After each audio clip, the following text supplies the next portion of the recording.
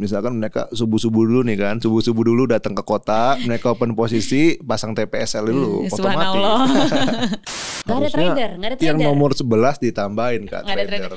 Ternyata kita udah terlibat pasar modal dari abad 17.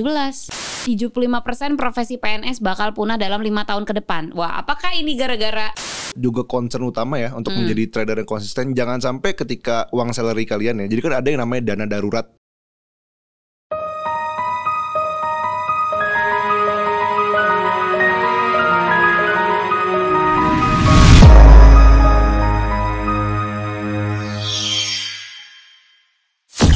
Threadpreneur, balik lagi di Potret Podcast Traders. Kali ini Potret dipersembahkan oleh CAT Starter Program, sebuah program yang bisa membuat pemula siap trading mandiri dalam 5 hari. So 3, 2, 1, ayo kita cuan.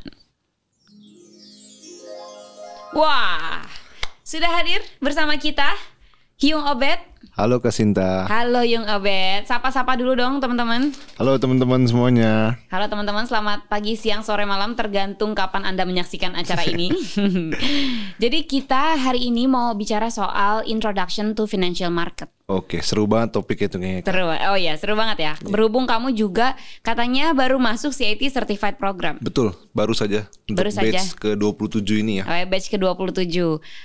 Katanya materinya memang baru yang itu ya. Iya, jadi Karena baru memang masuk. Iya, memang baru masuk ya. Saya baru belajar tentang financial market itu apa sih. Oke.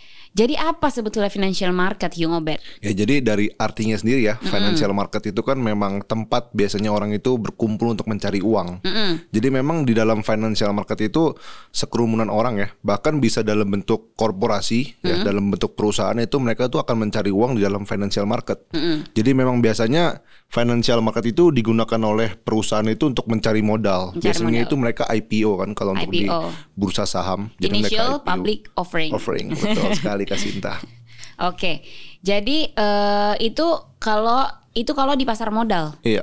Kalau lebih luas ke futures. Oke, kalau untuk di futures kan biasanya itu kita akan trading untuk di obligasi juga bisa kita tradingin, terus juga untuk saham-saham yang di luar negeri ya. Contohnya indeks juga kita bisa tradingin, Nasdaq itu ada, terus juga untuk gold, untuk Commodity, silver ya? itu semua ada memang. Komoditi itu termasuk ke kopi katanya ada. Iya, betul. Jadi memang di daerah komoditas itu seperti gandum itu juga ada bisa kita tradingin. Tergantung Rempah-rempah ada nggak? tergantung dari brokernya nih Kak, menyediakan apa tidak. Ngomong-ngomong rempah-rempah, gue jadi inget VOC. Zaman dulu, lu tau gak sih, ternyata pasar modal abad 17 di tahun 16, jadi udah nyiapin nih. Itu, nah Indonesia jadi objek pasar modal Amsterdam. Jadi pasar modalnya ada di Amsterdam. Jadi pasar modal Amsterdam itu, Amsterdam Stock Exchange itu exist dari tahun 1602. Itu tapi objeknya itu ada di Indonesia. Jadi itu punya VOC. Oke, berarti ini pas lagi zamannya bangsa Indonesia dijajah Belanda. Iya, waktu Belanda datang ke sini sebenarnya nggak dijajah sih. Jadi mereka punya perusahaan kan di sini. Mereka punya perusahaan, terus mereka mendirikan serikat dagang. Waktu itu namanya VOC, Verenigd Onderzeese Company. Oh, beda berarti masanya ya. Beda ya masanya sama beda, masa penjajahan. Kalau udah menjajah kan dia udah bikin pemerintahan tuh. Pas udah Hindia Belanda. Kalau dulu kan kita waktu abad segitu, abad 17 tuh belum ada Hindia Belanda, adanya VOC. Jadi mereka bikin serikat dagang, dulu Indonesia belum ada kan. Jadi ada kayak Kesultanan Banten, ada Kesultanan Demak. Waktu itu di Bali kerajaannya masih kerajaan Hindu. Iya, betul. Gitu. Nah, jadi mereka itu bikin VOC, mereka ada stock exchange-nya di Amsterdam, tapi objeknya di sini. Jadi mereka tuh nyari modal buat perkebunan-perkebunan yang ada di Nusantara. Gitu. Berarti aset daripada VOC ini ada di Indonesia. Yes, asetnya tapi di Indonesia. VOC ini open publicnya itu di Amsterdam. Betul. Tujuannya gitu. Buat mensejahterakan Nusantara kita. Mensejahterakan tentunya Amsterdam. Amsterdam bukan Nusantara kerajaan kita. Belanda yang disejahterakan. Kita nggak kebagian apa-apa. Waktu itu, makanya berantem terus kan. Akhirnya mereka mengadu domba dan lain sebagainya. Akhirnya muncullah tuh si Hindia Belanda. Gitu. Ya begitulah. ternyata kita udah terlibat pasar modal dari abad 17. Ya, jadi memang pasar modal ini udah ada, bahkan sebelum saya lahir juga udah ada pasar modalnya ya. Iya, saya juga belum lahir. Kalau saya lahir saya vampir berarti. Gitu. Nah, tapi di Indonesia sendiri waktu itu Hindia Belanda sendiri pasar modal kalau nggak salah tahun 1912 baru ada 1912 yang terus tarik ulur karena ada Perang Dunia I, Perang Dunia II sampai belibet kan. Terus baru eksis lagi zaman Soekarno akhir mau zaman Soeharto. Itu di 1960-an. Terus nah, PNS tak lagi yang terbaik. Ini kenapa jadi bahas PNS nih? Jadi karena kita introduction to financial market, teman-teman pasti kan di sini banyak ya memang trader ya yang nonton ya. Nah, kita mau bahas kenapa sih PNS itu udah nggak lagi jadi pekerjaan primadona. Ya, soalnya kalau dulu zaman saya masih SMA ya, zaman saya masih SMP, SMA tuh banyak banget nih teman-teman saya mau jadi PNS. Kalau ditanya, ntar kalau udah lulus SMA maunya apa? PNS aja lah, enak ya kan. Kenapa enak? Ya saya nggak tahu alasan mereka kenapa mau jadi PNS ya. Jadi memang dulu terkenal banget tuh pekerjaan PNS ini. Kayaknya salah satunya kenapa enak karena dia lifetime. Oke, lifetime. Sampai pensiun. Oke. Karena PNS itu kecil banget kemungkinannya buat dipecat. Kecil banget kemungkinan buat dipecat. Teman-teman saya juga buat masuk jadi PNS ini sulit banget ya. Emang sulit. Karena tuh ada tesnya tuh bertahap. Aku nggak inget juga sih apa aja namanya. Pokoknya tesnya tuh bertahap dan sekarang tuh online. Jangan-jangan Kak Sinta dulu mantan PNS. Oh enggak. Oh bukan. Enggak. Nggak pengen. Oke. Jadi karena sekarang zaman sudah maju. Nah, ini ada 75% profesi PNS bakal punah dalam 5 tahun ke depan. Wah, apakah ini gara-gara adanya asteroid yang jatuh ke bumi? Ada planet-planet ya yang jatuh ke bumi. Ada planet apa bahaya? Nggak mungkin lah jadi mungkin.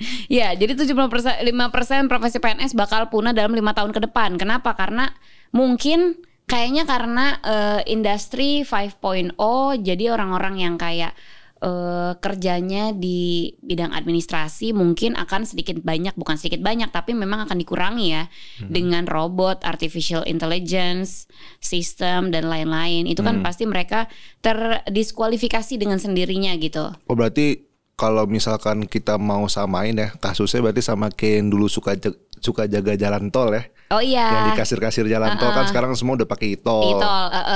Atau yang realnya gitu kayak ini kan zaman kan berubah ya. Dulu orang narik beca, terus abis itu ada angkot yang punya beca demo, ya kan? Karena merasa lapaknya diambil sama angkot.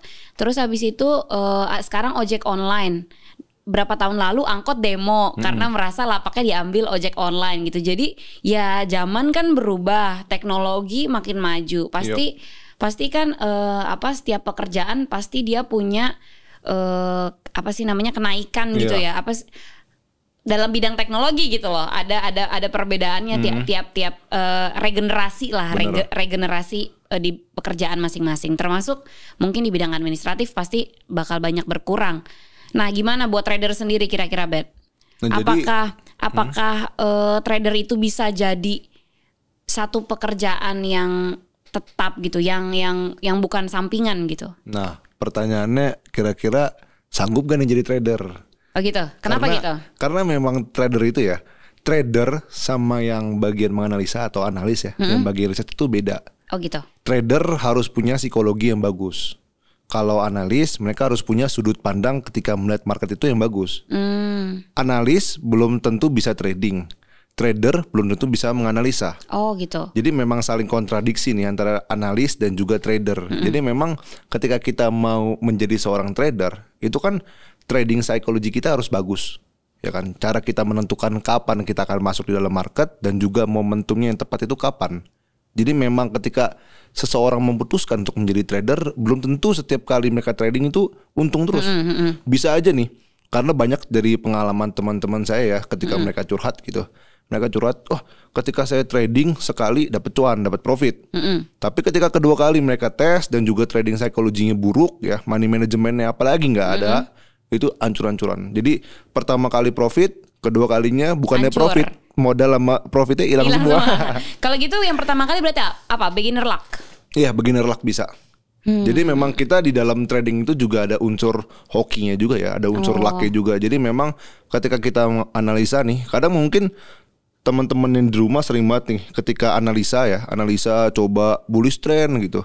Tapi pas mereka open posisi sell gitu, bisa aja dapet cuan kalau memang lagi ada lucknya. Kalau memang momentumnya tepat kan. Karena kan ketika market bullish juga nggak akan selalu naik terus kan. Akan ada riak-riak kecilnya. Gitu. Jadi itulah yang disebut sebagai unsur lucknya. Unsur lucknya. Tuh, nah balik lagi, gimana caranya supaya kalau misalnya mau jadi profesi yang kita jalani, yang profesi utama gitu loh, itu berarti harus konsisten dong. Konsisten tradingnya, konsisten profitnya. Gimana sih kalau buat pemula tuh susah banget nggak sih buat belajar supaya konsisten? Nah tentunya kalau mau profit konsisten ya, apalagi di market, berarti kan sama halnya ketika seorang trader mau jadiin profesi trader ini sebagai pekerjaan tetap ya kan. Nah itu yang pertama konsisten. Itu yang paling pertama kali harus dibenahi itu trading psikologinya. Jadi trading psikologi itu mungkin akan masuk dalam penyangkutan itu di dalam money management ya, money management terus diatur, dan juga penempatan momentumnya itu juga harus diatur tuh Kak. Jadi nggak bisa ketika mereka mau jadikan trader ya, jadikan trading itu sebagai pekerjaan tetap, mereka nggak bisa itu mereka tiap hari keluar masuk market. Karena memang ketika seorang trader memutuskan untuk tiap hari keluar masuk market, itu chance untuk mereka berhasil atau chance untuk mereka mendapatkan kerugian itu lebih besar dibandingkan mereka trading menggunakan momentum tertentu. Oh, pantas kalau kata Pak Gema tuh bilang trading itu kalau gold setahun cuma berapa kali gitu. Kayak gitu. Karena memang kalau di Astronaci itu sendiri, khususnya di CAT program itu kita juga belajar tentang astrologi ya. Jadi memang ada siklus-siklus daripada planetary cycle-nya itu yang membantu pergerakan harga gold itu mudah diprediksi. Nah kalau lihat market gold sekarang kan pergerakannya ranging gitu aja. Pergerakannya juga ntar naik ntar turun. Jadi kan nggak jelas. Malah ujung-ujungnya kenain stop loss doang. Jadinya berantakan di market. Oke. Jadi memang salah satu time juga berpengaruh ya. Betul, berpengaruh sekali. Oke, nah selain di CAT Certified Program, di CAT Starter Program juga ada nih Bet.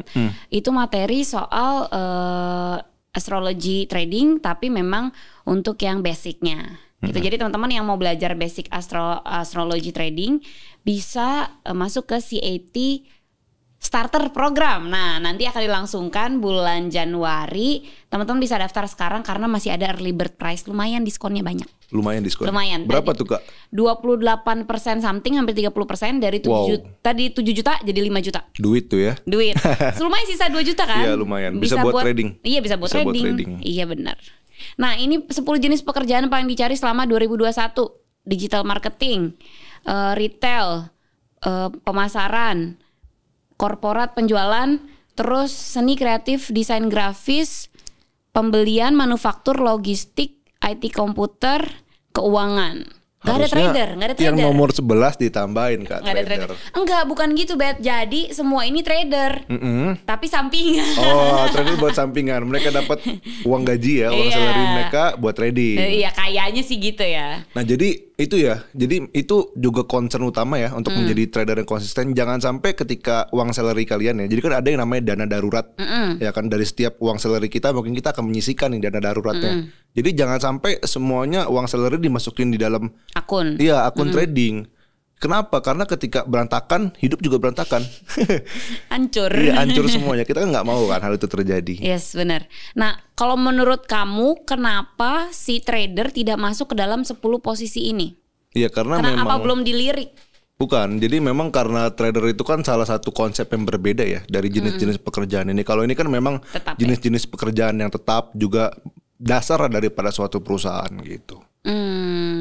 Oke. Tapi memungkinkan nggak sih mereka itu sambil bekerja di bidang masing-masing sambil trading? Mungkin aja.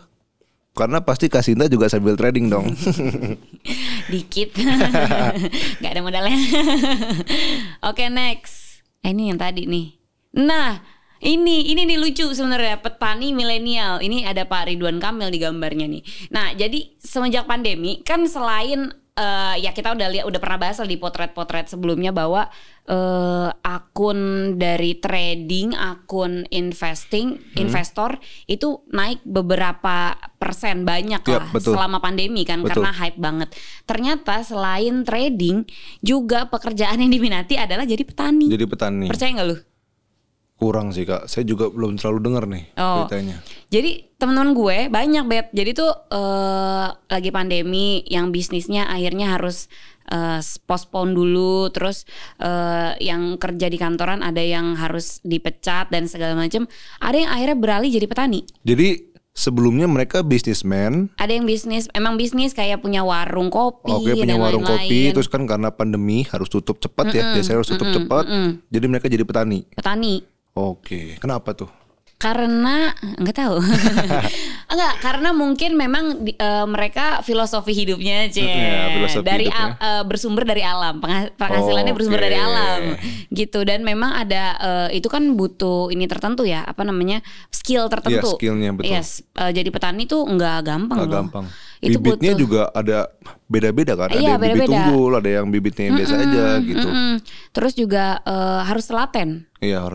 Kalau itu jarang loh ada orang yang punya itu. Suhu juga sama kan? Sama. Jadi memang harus punya ketelatenan sendiri buat jadi petani. Tapi lucunya memang banyak orang yang selama pandemi itu jadi petani. Tahu kenapa? Karena e-commerce-nya juga banyak. Mana nih e-commerce-nya? Nah, kalau ngetik sayur online itu pasti banyak banget nih. Ini nih bla bla bla, cari sayur, Tani Hub, apa nih Melijoy, bla bla bla, sayur box. Supermarket online berarti ya. Iya, supermarket online. Jadi banyak sekarang e-commerce yang memang buat pertanian gitu. Jadi memang profesi semakin beragam, dan yang kemarin petani itu dianggap kayak lusuh, dianggap kayak apa sih petani, kumuh kayak gitu kan.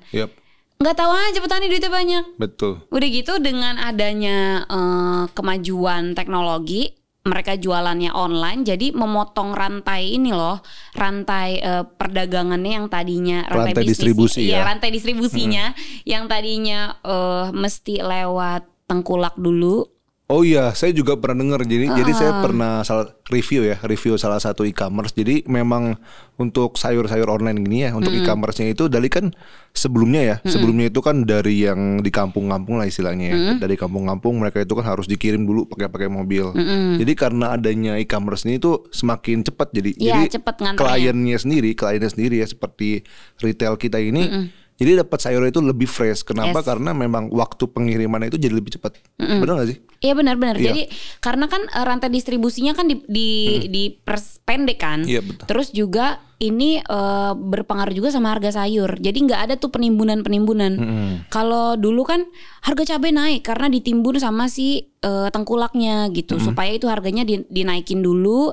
Setelah dinaikin baru tuh dikeluarin cabainya kayak gitu. Karena sekarang sistemnya online, jadi sedikit banyak memang akan mengurangi hal-hal kecurangan kayak gitu loh, Bet. Oke.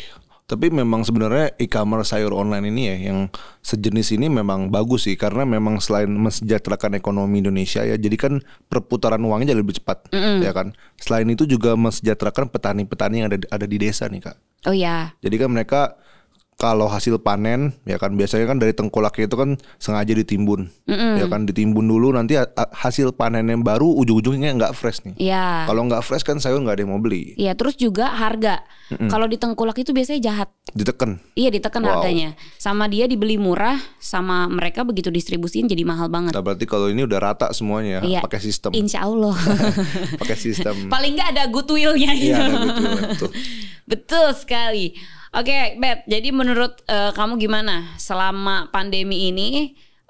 Banyak pekerjaan-pekerjaan yang rata-rata pekerjaan itu semuanya based on technology. Betul. Menurut kamu trading gimana? Apalagi di desa-desa itu kan banyak yang masih susah sinyal gitu. Kayak di kampung aku aja masih susah sinyal gitu. Mau sinyalnya cepat mesti ke kota dulu gitu. Menurut kamu gimana sih trader yang ada di pinggiran kota, yang ada di daerah-daerah terpencil gitu? Bisa gak sih trading bagi orang-orang yang di daerah terpencil? Nah memang kalau kita melihat dari data ya, dari data statistik, investor Indonesia itu semakin lama semakin bertumbuh seiring dengan pandemi ini berjalan. Ya jadi memang dari pandemi ini kan banyak nih yang kena efek negatifnya ya, banyak yang di PHK. Jadi mereka itu cari penghasilan tambahan itu dari trading. Khususnya jadi salah satu investor di pasar modal Indonesia. Memang trading itu kan ada dua. Kita mau menjadi investor pasar modal Indonesia atau kita mau jadi seorang trader di futures market. Tentunya di futures market akan lebih beresiko ketimbang di pasar modal. Kenapa? Karena di futures market kan bisa kita kenal sebagai margin call. Sedangkan kalau untuk yang di pasar modal ya itu kita bisa sebagai bentuk investasi kita lah. Floating loss aja ya biasanya. Iya, floating loss aja. Cuman memang kalau money management yang nggak ada, ujung-ujungnya berantakan juga. Jadi memang kalau untuk yang di pinggir-pinggiran kota atau mungkin yang susah sinyal, sebenarnya itu bukan jadi hal masalah. Yang penting kan niatnya. Kalau mereka Cuma memang, kalau sinyalnya nggak ada, tiba-tiba goldnya ngejeblok.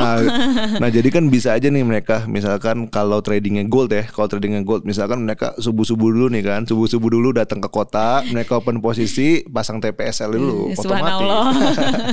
Nah, kalau yang pasar saham ya jam 9 pagi mereka datang ke kota dulu, ntar jam 11 balik lagi ke rumah, makan dulu, ntar jam 1 effort ya kan? Banget ya.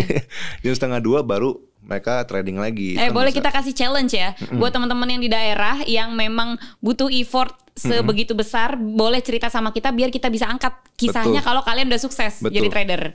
Gimana? Seru banget sih. Seru itu banget. pasti. Kayaknya harus jadi buku deh. Harus jadi buku ya dong, berarti. kalau misalnya mereka portonya udah gede gitu misalnya. Dokumenter ya berarti bukunya. Iya. Oke, benar bisa sih. Iya, lu bagus kan? Tahu saya juga dulu pernah ada buku tentang mereka dari desa, terus mereka ngerantau itu kan juga banyak banget kan. Banyak banget buku-buku yang kayak gitu. Jadi mungkin salah Success satu story. Iya, success story orang kan banyak kayak gitu kan. Jadi trader juga belum ada nih. Dulu kan Warren Buffett itu kan jualan koran di Wall Street. Oh iya. Kecilnya. Oke. Jualan koran.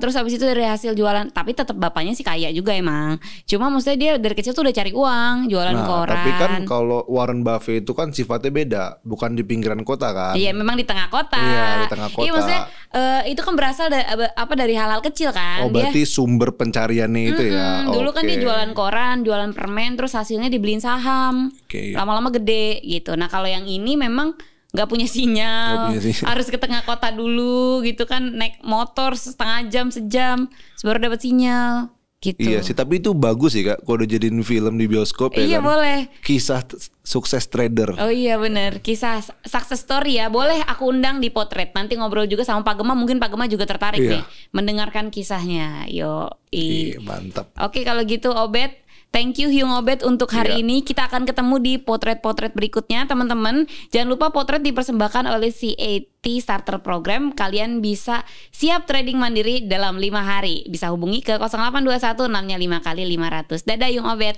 Sampai ketemu. Dadah Kak Sinta. Dadah.